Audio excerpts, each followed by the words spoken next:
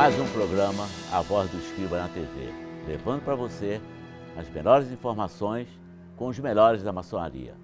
Hoje temos a oportunidade de receber aqui o nosso eminente grão-mestre do Grande Oriente do Estado do Rio de Janeiro, nosso irmão Edmo, o seu adjunto, nosso irmão Aildo, e o nosso irmão Seixas, grande secretário de Relações Exteriores. A vocês, muito obrigado por participarem desse nosso A Voz do Escriba. Eu gostaria de iniciar com o nosso grão-mestre Edmo. Eu queria que você explicasse ao nosso público aqui o que você fez pela maçonaria, o que você fez pelo grão-mestrado. Nós, Braga, nós estamos procurando trazer harmonia, acima de tudo, entre os irmãos, dentro das potências. Eu acho que é interessante. Agora, o feito maior nosso é a aquisição da nossa sede própria. Aquisição de uma sede própria? Onde nós estamos estabelecidos na Marechal Floriano, nós agora acabamos de acertar a compra da sede própria. 38 anos, ninguém fez nada com relação à compra de um imóvel. Você, como grão-mestre, como maçom, na sua administração, fez essa grande conquista, uma sede própria. O que significa isso para o irmão Edmo Muniz Pinho? Eu acho que não é para o Edmo, é para toda o Grande Oriente, os irmãos que compõem a administração. Nós temos a condição de ter uma sede própria, é um sonho nosso que estamos realizando agora com 3 anos praticamente de mandato. Nós temos ao seu lado aí o nosso irmão Aildo. Qual o cargo do irmão Aildo dentro do Grande Oriente do Estado do Rio de Janeiro? Aildo é o homem chave de tudo, né? Ele é o grão-mestre adjunto, funciona como secretário de Interior e Relações Públicas e é a chave praticamente da administração do Grande Oriente. Ele sendo a chave praticamente da administração do Grande Oriente do Brasil no Rio de Janeiro, você está querendo dizer que ele é um candidato futuro a grão-mestre? Sem dúvida, não tenha dúvida com relação a isso. Está capacitado para isso, sob todas as maneiras. Você indicaria? Sim, sempre. Meu querido irmão Ailton, você gostaria realmente de ser um candidato a grão-mestre? Meu irmão Braga, na verdade, o maçom ele não deve se escusar de convites para atuar ou ocupar qualquer que seja o cargo. Eu só não sou muito favorável quando o maçom ele pleiteia cargo.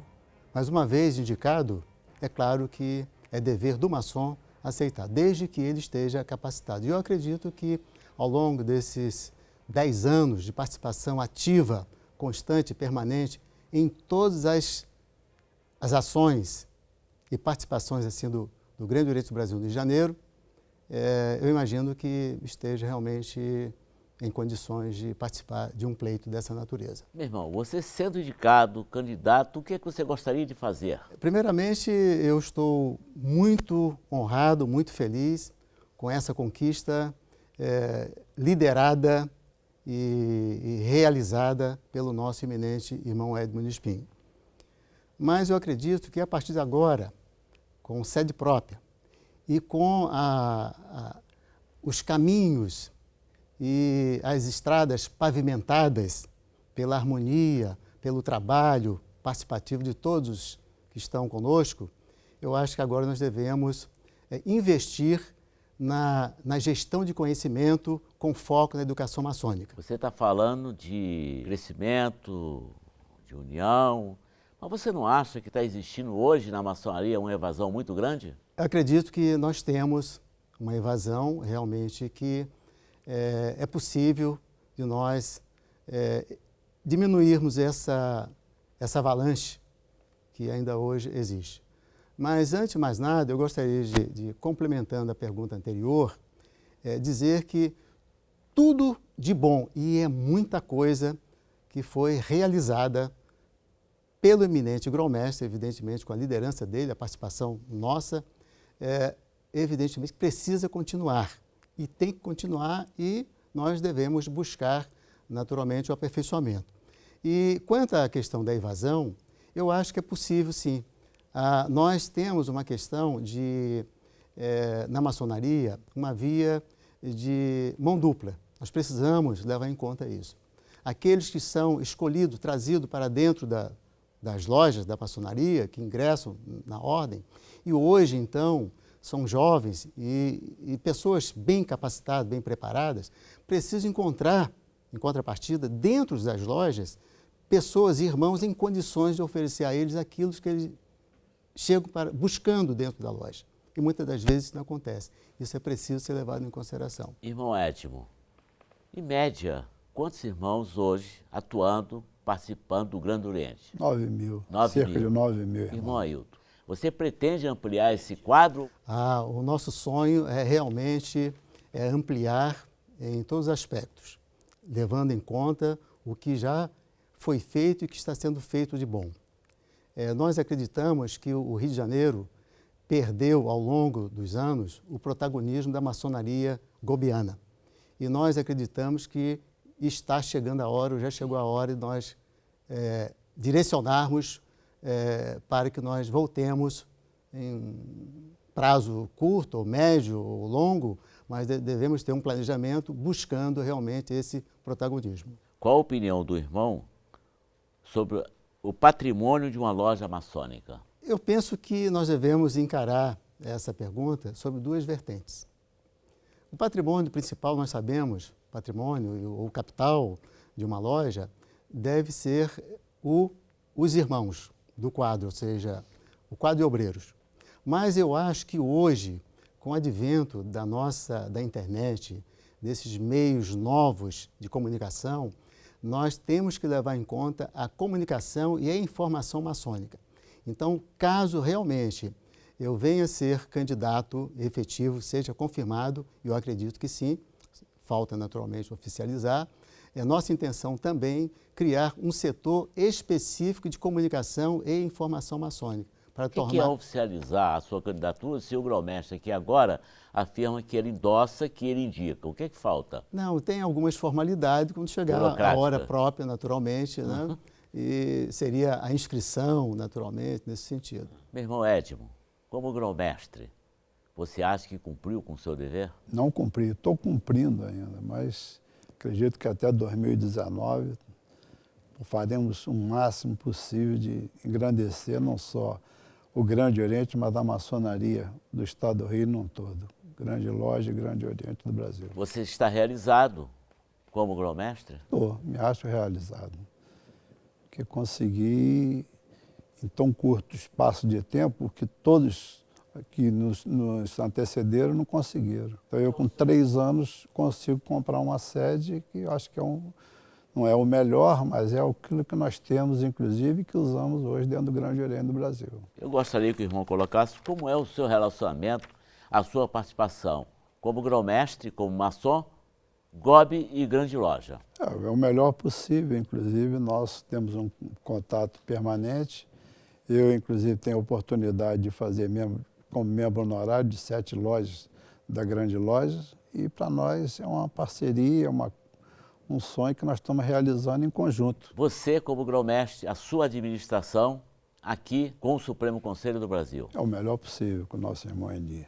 Procuramos trazer um diálogo permanente de igualdade, de lealdade e de agradecimento, inclusive, que nós devo muito ao nosso irmão Eni. Eu queria que o irmão, como grande chanceler de Relações Exteriores há muitos anos, esclarecesse isso para o nosso público.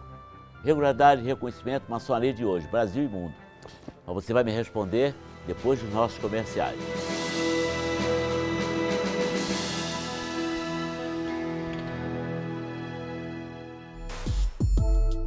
A Voz do Escriba na TV. Um oferecimento de Supremo Conselho do Brasil do Grau 33 para o rito escocês antigo e aceito.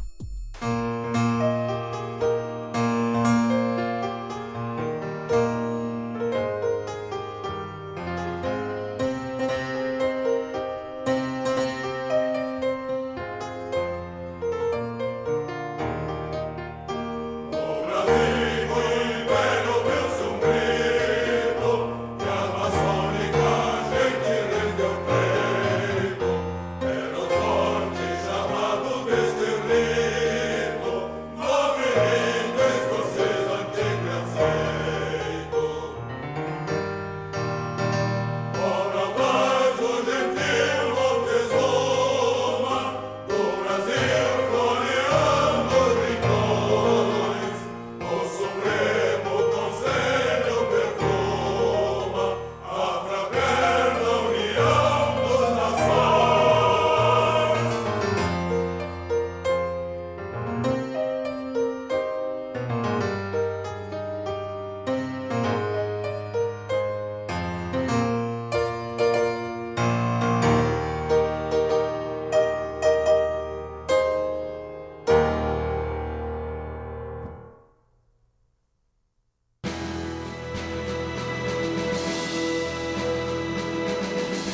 voltamos agora aqui com a presença do nosso irmão Seis, que eu deixei uma pergunta no ar sobre a maçonaria. Como é que está isso de regularidade e reconhecimento no Brasil e no mundo? Bom, irmão Braga, antes de mais nada, é um prazer estar aqui com vocês, especialmente na companhia de ilustres irmãos aí do Grande Oriente, com os quais nós temos as melhores relações possíveis, de intervisitação, compartilhamento de templos, etc. Aliás, não podia ser diferente.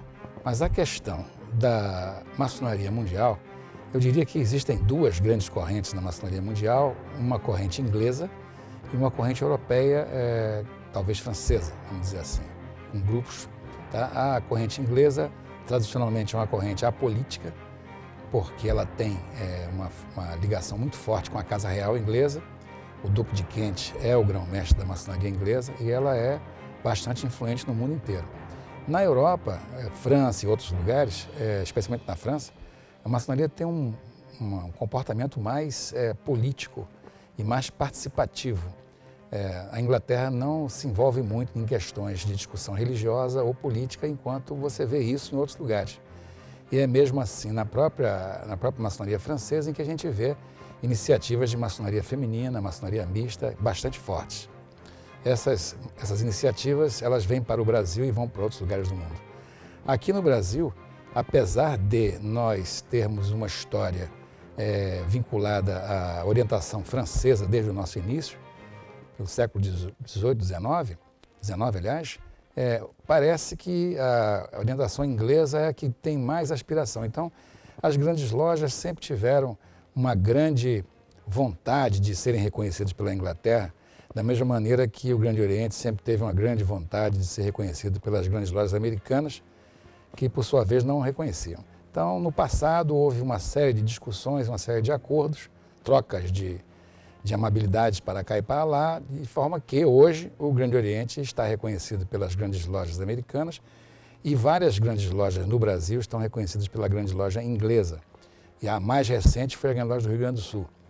Nós temos uma terceira vertente que nós sabemos muito bem aí, que é a vertente que começou em 73, que é o Grande Oriente Independente, que é um outro grupo que não se pode deixar de segundo plano, porque é um grupo importante da maçonaria no Brasil, embora seja menor, e que por alguma razão antiga, ela se distanciou do Grande Oriente e resolveu fundar sua própria vertente e vive num esforço muito grande para ser reconhecido também pelas grandes lojas americanas e até pela inglesa.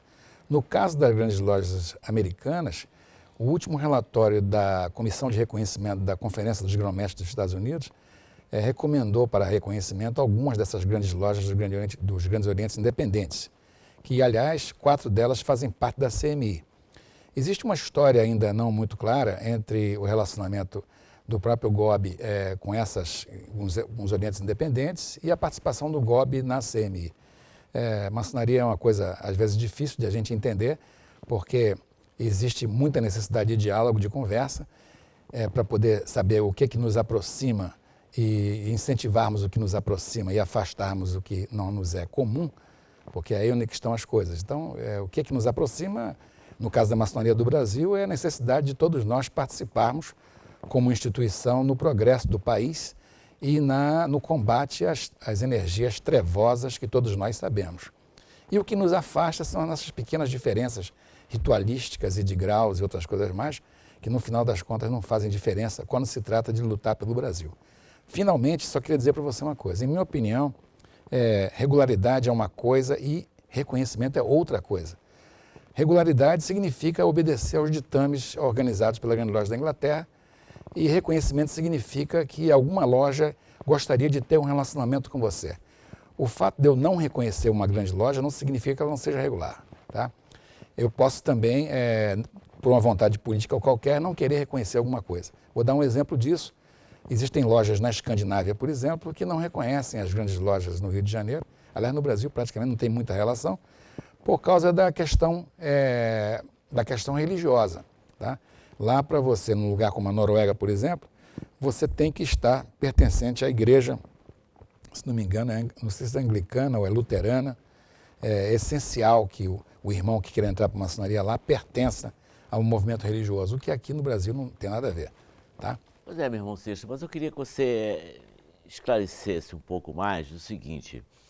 Por exemplo, hoje aqui no Brasil, falando aqui da nossa região do Brasil, o irmão tem um conflito qualquer, um problema qualquer com a grande loja, ele vai para outro estado e se filia lá. Ou ele é do GOB, ele tem um conflito qualquer em algum estado, sai daquele estado e se filia a outro.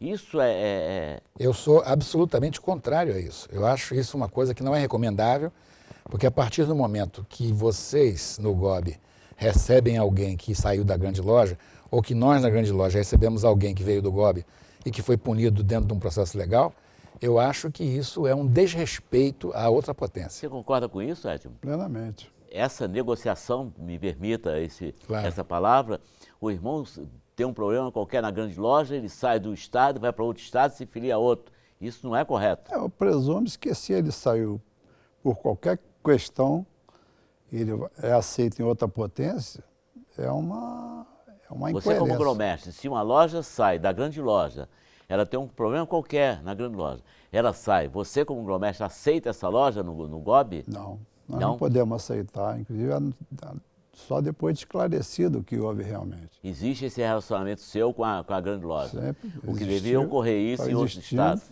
Agora eu queria fazer uma pergunta, até como curiosidade aos três, e que você fez essa observação aí, que não se pode fugir desse assunto. Nós estamos em 2017. Seixas, maçonaria feminina. Essa questão é uma questão polêmica.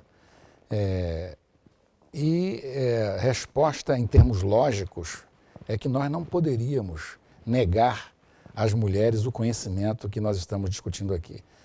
O que seria discutível seria se numa loja deveria existir homens e mulheres.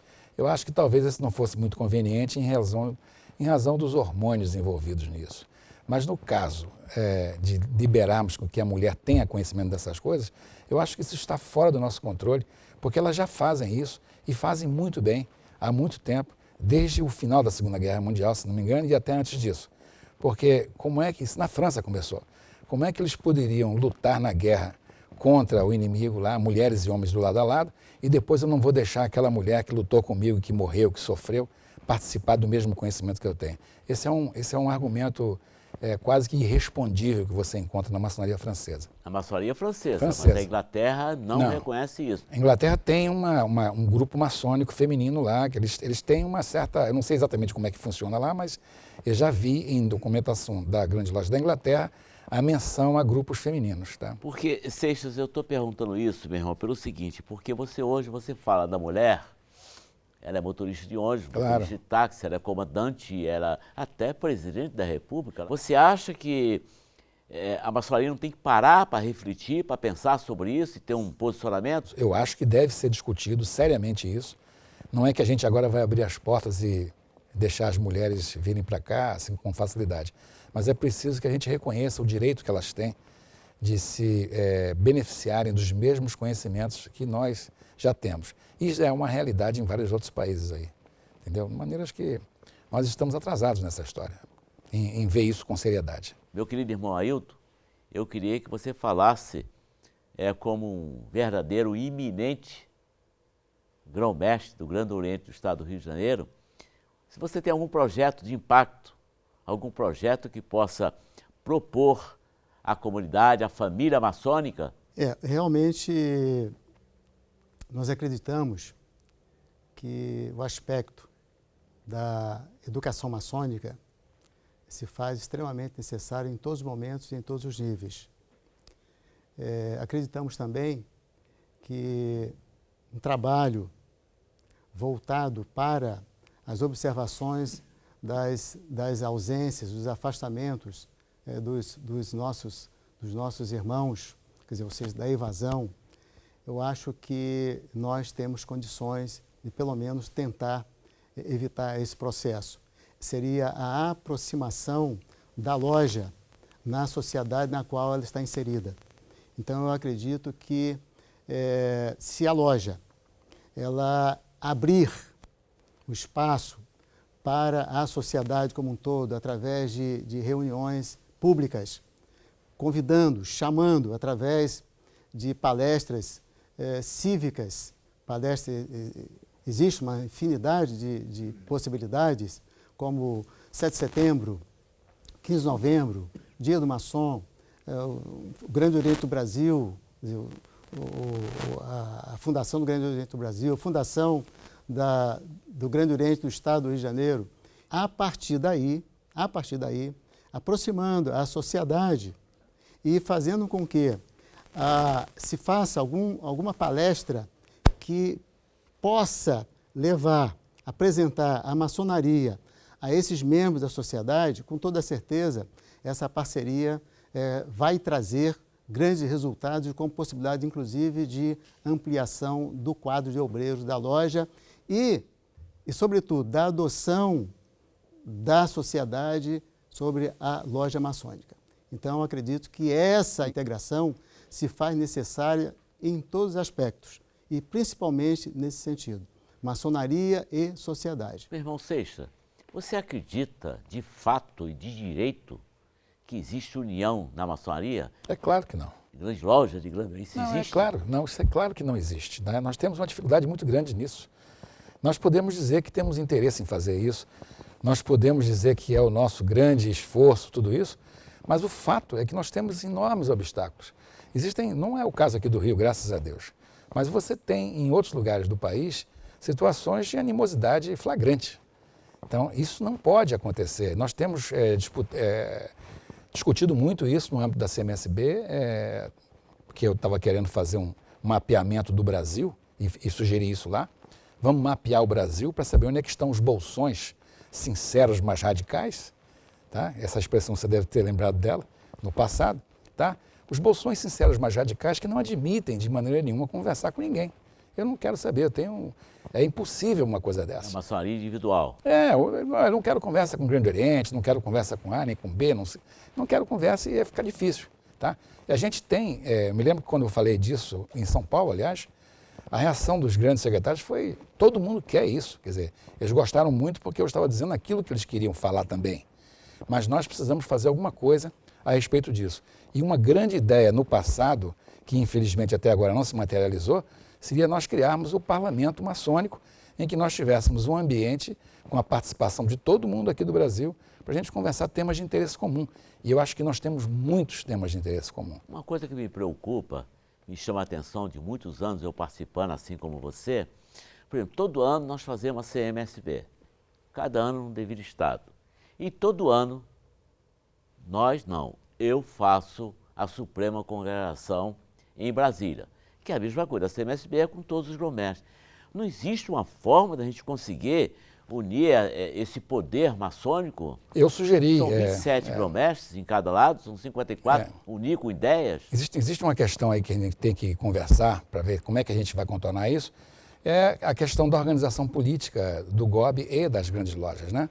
O GOB é uma federação e nós somos uma confederação. Então, isso cria um obstáculo. Por outro lado, eu até sugeri o seguinte, e vou até falar aqui para quem quiser ouvir e eventualmente até pensar no assunto. Para resolver isso, eu faria uma espécie do parlamento com todos os grão-mestres estaduais do GOB também tendo direito a voz e voto, e o grão-mestre geral seria um grande consultor, ele não teria essa participação para não desequilibrar. Fosse o grão-mestre geral? Sim, não teria. Quer dizer, ele continua sendo o grão-mestre geral, porque isso é uma questão do Grande Oriente, sobre a qual nós não podemos nos falar, mas é interessante. Eu queria ter um parlamento em que nós tivéssemos todos os grão-mestres das grandes lojas, todos os grão-mestres do Grande Oriente e todos os grão-mestres dos grandes orientes independentes também estivessem lá. Porque vocês, quer dizer, nós representamos a maçonaria no Brasil. Uns têm mais, em outros lugares tem lugares em que o independente é maior do que todo mundo. No meu caso do Sul. O Rio Grande do Sul é um deles, Sim, né? E tem lugares em que ele praticamente não existe. Tem lugares que o Grande Oriente é maior, tem lugares que o Grande Oriente é menor. Essas coisas a gente tem que botar numa panela só, senta todo mundo aí, vamos conversar, e isso aí fica no lugar. Agora, você acha que isso é possível? Eu acho que é possível, mas o que está faltando, eu acho ainda, é uma liderança forte o suficiente para trazer esse pessoal todo junto. Nós temos lideranças de qualidade que poderiam fazer isso, mas até agora, por alguma razão misteriosa e desconhecida, elas não se manifestaram para chegar lá e dizer, olha, vamos fazer, eu vou conduzir, vou trazer, e eu começaria convidando todos os grão-mestres estaduais para serem participantes como como convidados da próxima CMSB aqui no Rio. Até posso sugerir isso para o nosso grão-mestre lá. Não sei como é que seria essa história, mas eu gostaria muito de ter o pessoal aqui com a gente para a gente poder conversar mesmo, diretamente, abertamente, sem problema algum. Seria a primeira CMSB com a participação de todos os grão-mestres, inclusive do GOB. Exatamente. Tem problema, o GOB não morde. Aliás, a grande loja também não. Cuidado, eu acho que não, até porque o Hélio está do seu lado aí, me preocupa. Eu estou aqui, a sua eu estou de olho nele aqui, vamos ver. Eu queria passar para o nosso grão-mestre e falasse um pouco do seu relacionamento com o presidente da Assembleia, não é isso? É o Ricardo. O Ricardo, ficou de vir aqui. Ricardo Carvalho. Quem é Ricardo Carvalho para você? Ricardo Carvalho é um deputado federal e que está pleiteando agora o cargo de presidente. E é um irmão trabalhador, honesto, cara correto, imbuído numa plataforma de trabalho muito interessante, muito boa para o nosso Brasil. Você acha que ele tem capacidade para assumir um cargo desse? Eu acho que ele tem capacidade. Ele está apto a assumir o cargo. Tem todas as condições de presidir a Assembleia Federal Legislativa. A equipe da Voz do Escriba, toda a produção da Voz do Escriba, nesta oportunidade agradece ao nosso querido irmão Edmo Muniz Pinho, o primeiro grão-mestre que colocou no ar, em toda a rede, o manifesto de apoio ao programa Voz do Escriba na TV. Edmo, nossa equipe, gostaria de te agradecer. Braga, eu acho que é um reconhecimento de um trabalho que vem sendo feito ao longo dos anos. E o Grande Oriente sempre foi parceiro nessa parte com você na Voz do Escriba. E não poderia ser diferente, né? A nossa participação com relação à Voz do Escriba e você, pessoalmente. Temos um carinho muito grande. Muito obrigado. A eleição para grão-mestre no GOB é o ano que vem? 19. Não, o GOB é 18. É o ano 2018. que vem? 18. GOB RJ, que é os GOB estaduais, que é 19. O Grande Oriente do Estado do Rio de Janeiro é em 19. 19, o nosso grão-mestre da Grande Loja já assumiu, já está praticamente saindo, está muito longe ainda. Mas, de qualquer forma, com certeza vamos torcer por você. Eu deixo o espaço aberto aqui, a critério do nosso eminente grão-mestre, querendo convidá-lo para mandar sua mensagem, uma palavra. Aqui eu fico feliz.